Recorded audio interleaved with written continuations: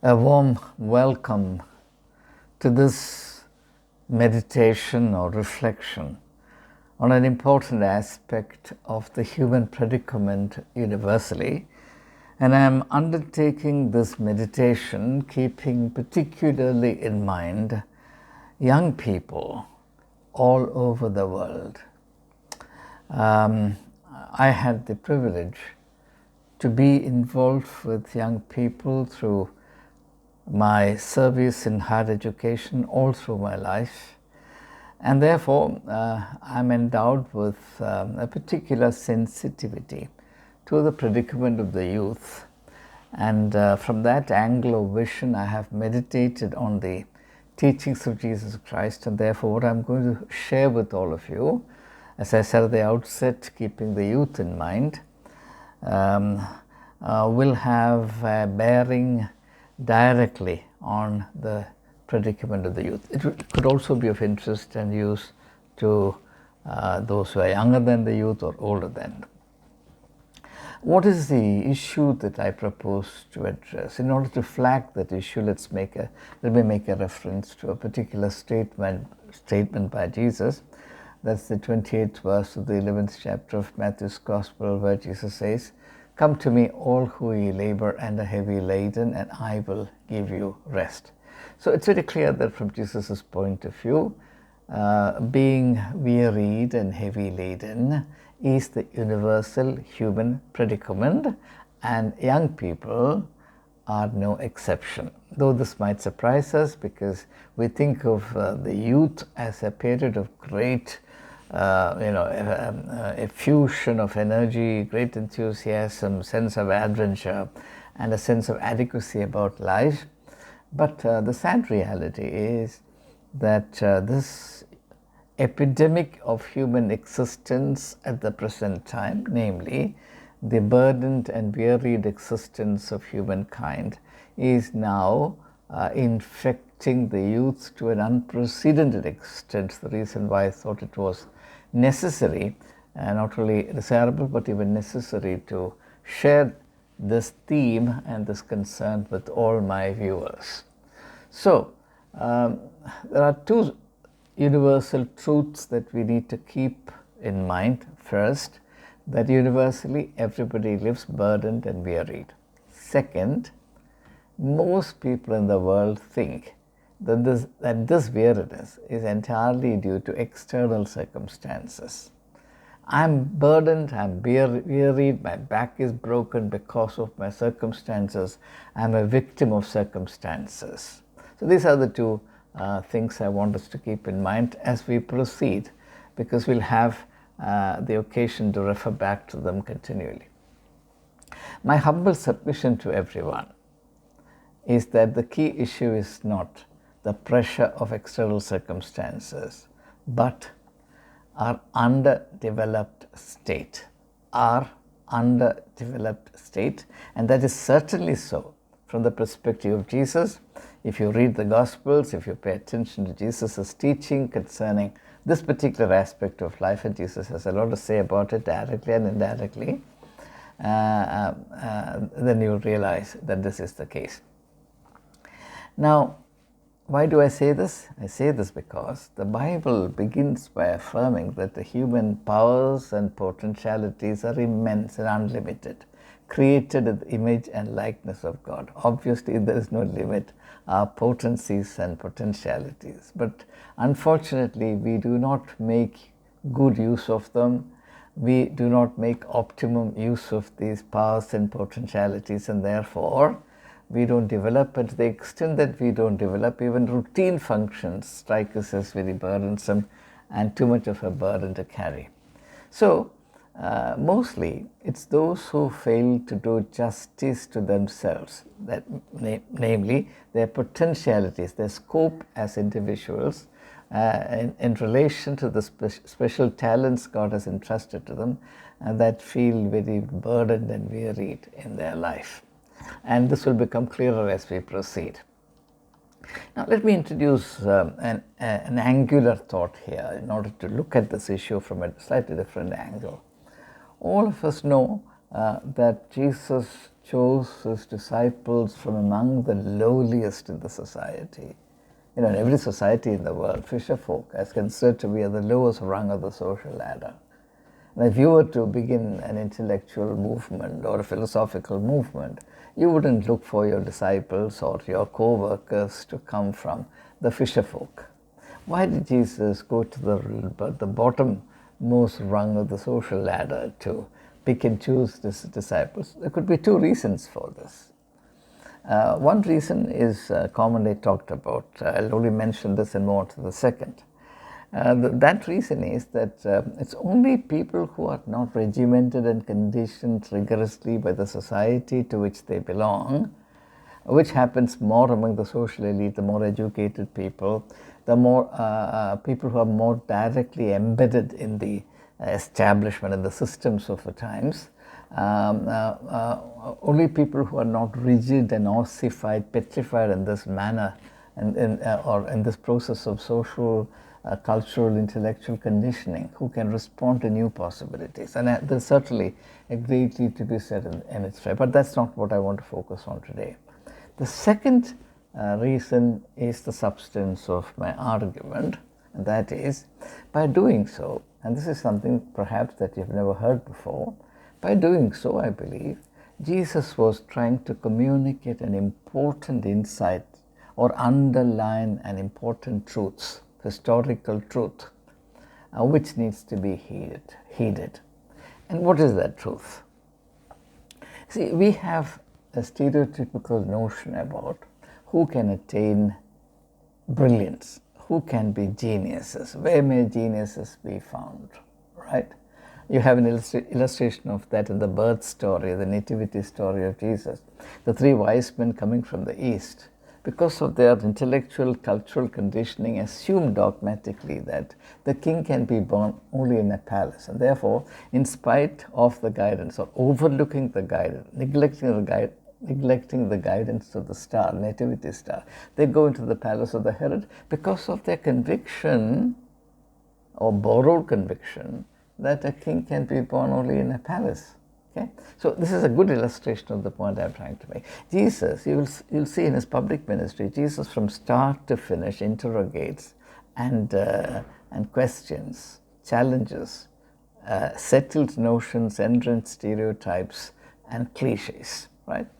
So the one important stereotype that Jesus questions implicitly, not explicitly, or in an inferential manner, in an implied manner, by choosing his disciples mainly from among the least educated and least, sophisticated among the people of his times, namely the fisher folk. Judas, as you know, was an exception to this. And as Malcolm Muggeridge points out in his beautiful book on Jesus Christ, he says that the only aristocrat among Jesus' disciples was Judas. And look at what he has done. He betrayed Jesus with a kiss. And then he goes on to add, if Peter were to betray Jesus, he would have pointed out Jesus from a distance and fled in shame. That's Malcolm Muggeridge. Now, what is it that Jesus wants to reveal or affirm? Jesus wants to prove that everyone in the world, even members of the lowest society, that is people who are usually despised by the social elite, the intellectual elite, even members of the lowliest and the lost sections of the society are capable of the highest degree of intellectual and moral culture. They have the potential in them. And enabling people to attain that potential is actually true religion. And this is something beautiful, and I commend it to your thought and reflection. Let me state that again. The very essence, the very heart of Jesus' teaching, his public ministry, is the conviction that every human being in this world, no matter how lowly that person's social or cultural status is capable of the highest moral and intellectual development. And enabling individuals to attain that development is true religion. So, your external circumstances cannot really prevent you by themselves, cannot prevent you from fulfilling your glorious destiny, you have to turn your face away from your destiny for you to be consigned to this life of remorse, regret, self-revulsion, and lifelong complaints, etc. Most people who sit and complain that life dealt them a raw deal don't realize that they did this disservice to themselves. They had the opportunity, if they had the right understanding, if they had that spiritual vision of life, they had the opportunity to develop themselves. They did nothing about it. They are like the servant who went and buried his talent and then invited condemnation upon themselves. Therefore, my testimony to all young people, and this is a testimony which is distilled out of a lifetime of struggle, of experience, of reflection, even of suffering.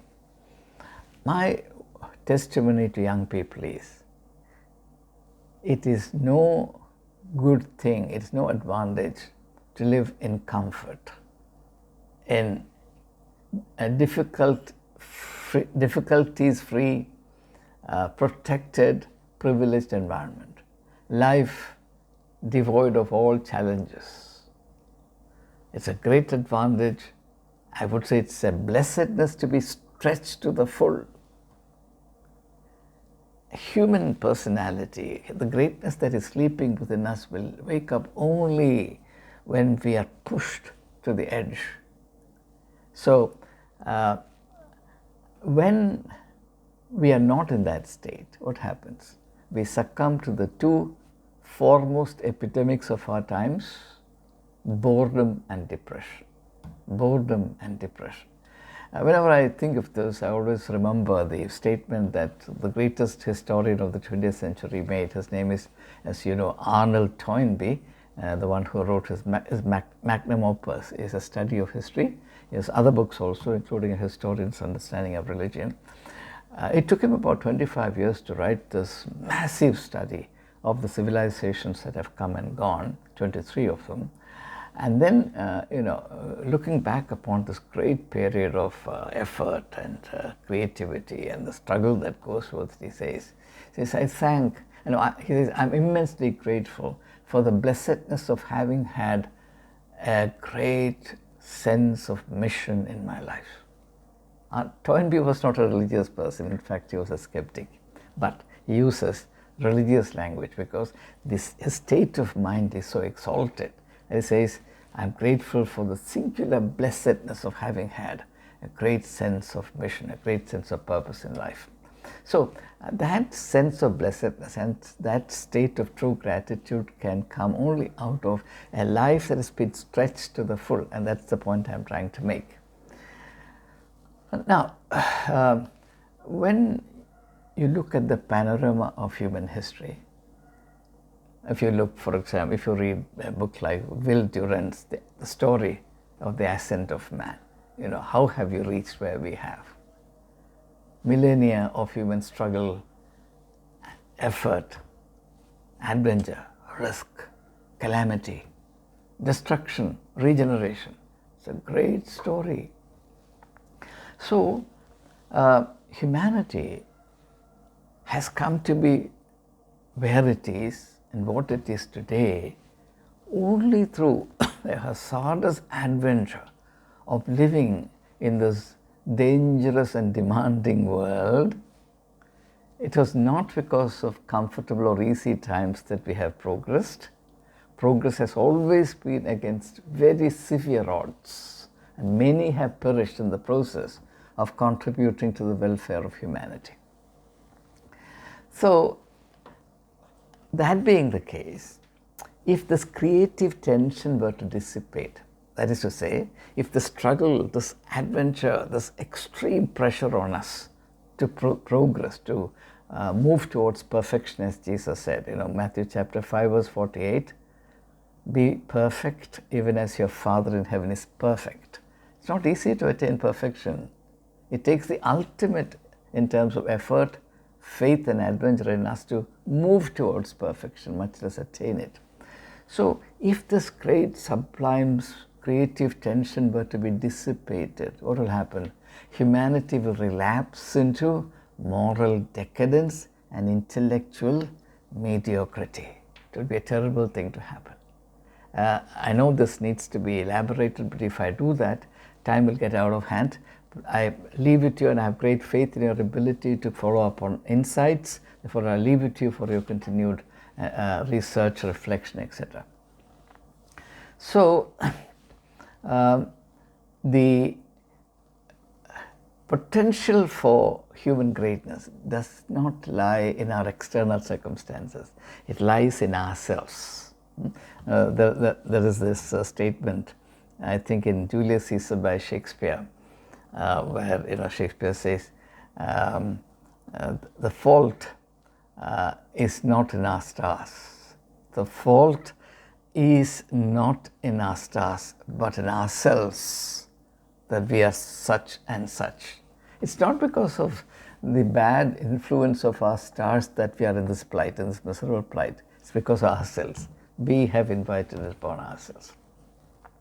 So, now in order to prove the point I'm making, namely, that your social, economic, cultural conditions, external circumstances cannot hold you back, and that you can go forward and fulfill your personal destiny to the great enrichment of humanity.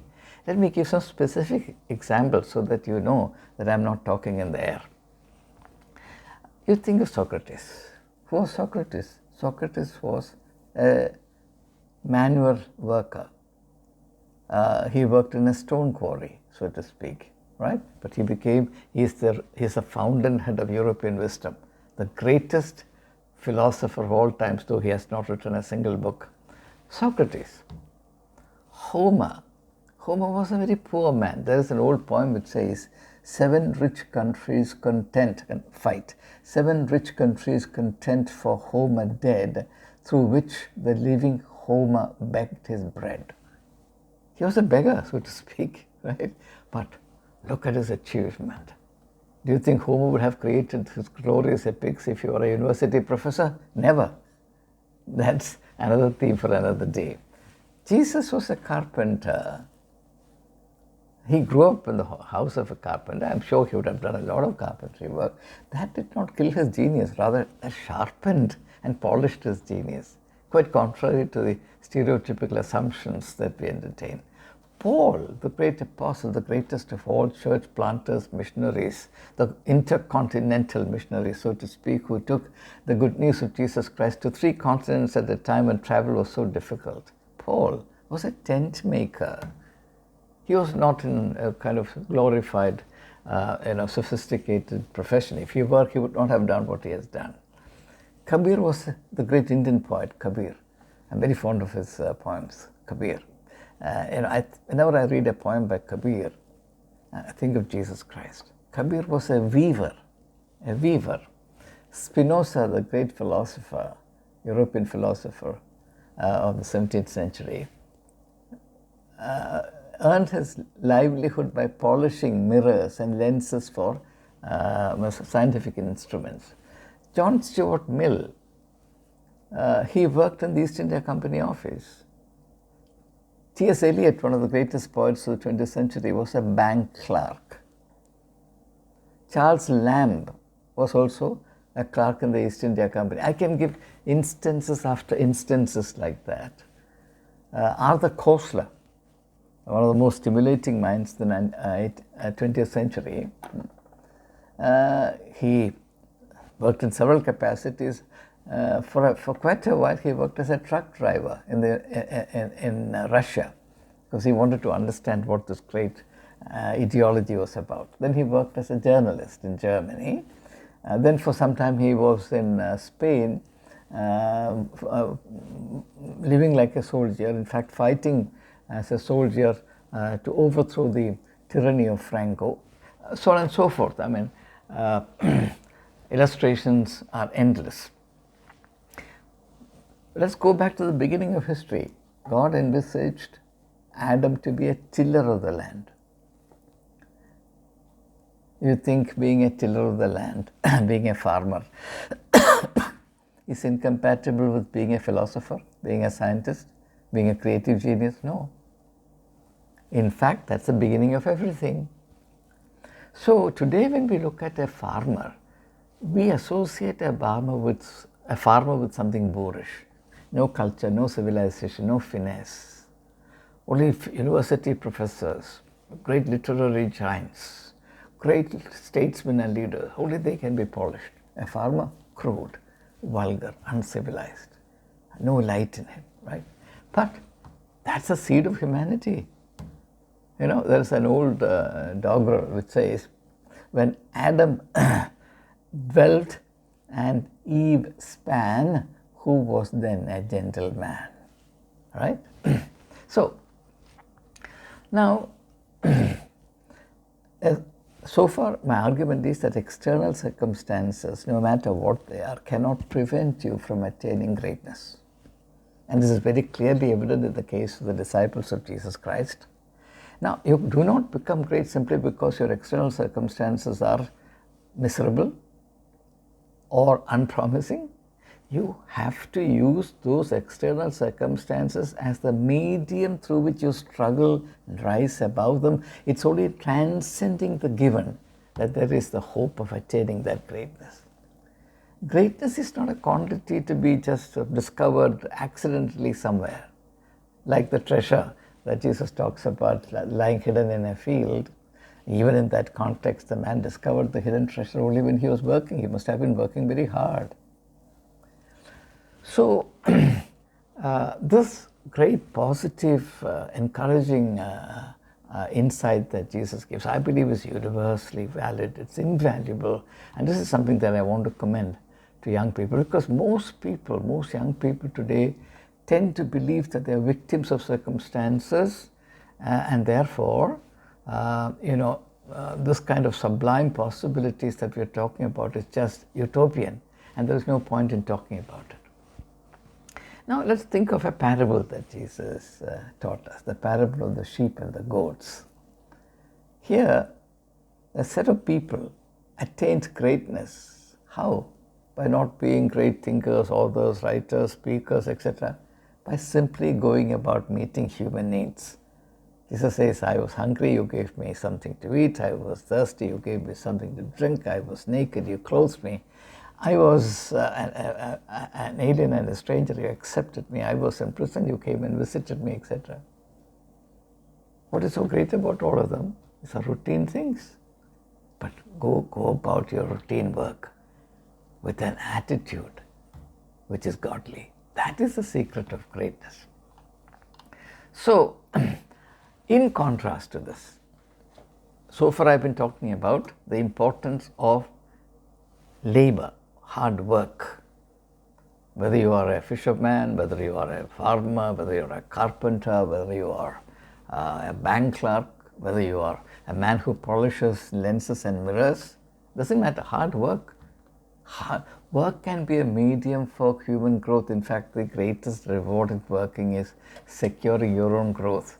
Those who are honest at work will develop their personality through the work that they do. Those who are dishonest will keep shrinking. And that's unfortunately the tragedy of the human situation today. Now, in contrast to this profound spiritual insight of the invaluable importance of, or the benefit of working sincerely and working hard, is the historical phenomenon of the priestly class. You look at the priest in any religion, you will find that they scorn manual labor. So if this wisdom is accepted, if the priestly wisdom is, or priestly outlook is accepted, God was certainly wrong. Because after all, the Bible says that God envisaged Adam to be a worker. You read the 2nd chapter of the book of Genesis. God takes Adam, puts him in the midst of the garden. This is verse 15 of the 2nd chapter of the book of Genesis. Just read it for yourself. In order that he may till the land and take care of the garden. Work. God envisages human beings to be workers, but the priestly class in every religion, in every age, without exception, scorns manual work. I hope you have realized this contradiction, and that is because, for whatever reasons, the priestly class tends to attach itself to the social elite. And in every society, in every culture, in every nation, the social elite tends to be parasites. They live on the labor of others. And let me here provide a reference. A very good reading in this context would be a book that was published more than 120 years ago by I think a Dutch author. His name is Thorstein Veblen, Veblen, Theory of the Leisure Class. The title itself is very revealing, Theory of the Leisure Class. In fact, in that book, Thorstein Veblen deals with the priests in various religions, and particularly he emphasizes the fact that the priestly costume, if you look at it, he says, if you look at the priestly costume, it is so designed as to prevent priests from doing manual work. An interesting thought. I'll leave it at that, though there's a great deal to be said about it. And if you want a biblical illustration of this, just read the parable of the Good Samaritan. The reason for the priest seeing the man lying wounded, bleeding to death on the roadside, turns his face away and walks away, it's because of his dress, his clothes. The priestly dress, the priestly costume is designed in such a manner. It is so elaborate, it is so gaudy, it is so expensive, it's so ornamental, it's so liturgical that it should not be tainted with any dirt or I can't even think of blood, right? So you should not do any manual work. And as a result, priesthood consigns individuals to mediocrity and hollowness. It's very, very rarely that you come across human greatness in the domain of priesthood.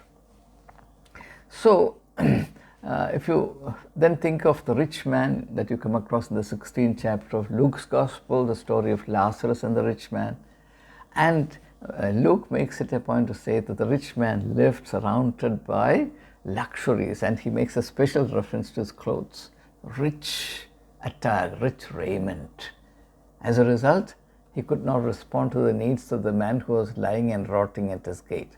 This is typical, this is historically true. I'm amazed at the economy with which biblical authors state social realities. Again, this is something that I commend to you for continued study. So, let me conclude my presentation, my argument. My witness to young people is this: never mind what you are today, never mind where you are today, never mind what pressures and social circumstances or economic burdens are upon you, never mind how hostile or unpromising your social, economic, cultural context seems to be. Believe in yourself, and that's called faith. God has given you this amazing power, the power that will prevail over the negativities and the degradations of the world, the power to make yourself, the power to attain fulfillment. But in this, you cannot work alone. In order to make yourself who you need to be, you need to be a co-worker with God. God is continually at work crafting you into a beautiful being. But God would not accomplish that without your cooperation and participation, because spirituality is a domain of freedom. God will not inflict or thrust upon you anything, including blessings. The greatest blessing that a human being can receive or attain is the blessing of a highly developed personality, which is the greatest miracle of the world. Never mind who you are today, you can be that miracle. But in order for you to attain that miracle, you need to become a co-worker with God, not in saving the world, not in transforming the world. The primary spiritual task is in making yourself, by the grace of God, what you need to be. And look at the teachings of Jesus Christ. It's absolutely clear. Jesus says, you are the salt of the earth, you are the light of the world. That's what you need to be. These are symbolic descriptions of the glory and greatness of the personality that you need to attain. The point is this, the good news is this: if this is your goal, if this is the ultimate excitement of your life, namely attaining that great quality of personality, it doesn't matter who you are and where you are now. Jesus is with you. Jesus is the way, for you to attain your true personality. That is the idea of, that's the meaning of Jesus being the way. This idea has been turned into a cult, cultified and stultified. Its meaning has been corrupted. Jesus is the way to your own true being. There's no other way. That's the meaning. So in this process, what we have to do is to imbibe the spiritual vision Jesus has given to us, and being educated and informed in that manner, to become voluntary co-workers with Him in this most profound spiritual mission of making yourself a new creation. And therefore, Paul was absolutely right in writing what he wrote in the 17th verse of the 5th chapter of the second letter to Corinthians. He who is in Christ Jesus is a new creation. The old has passed away, the new has come. Let me restate or state once again the central thought in this presentation. The universal idea that we have to live burdened in this world is completely wrong. The burden that we experience today is a symptom of the underdevelopment in which we are languishing today. And that underdevelopment is not because of external circumstances, because no external circumstance can hold us back from attaining our full stature, our full development. There is a way to do that, and that way is to work as co-workers with Jesus Christ in crafting ourselves into the fullness of our personality. And when that happens, in the process of growing and developing into our true self, the burden of our life is overcome, and we begin to radiate the light of life. This is my witness and my testimony, and offer to you in humility and in prayer. Thank you for your participation.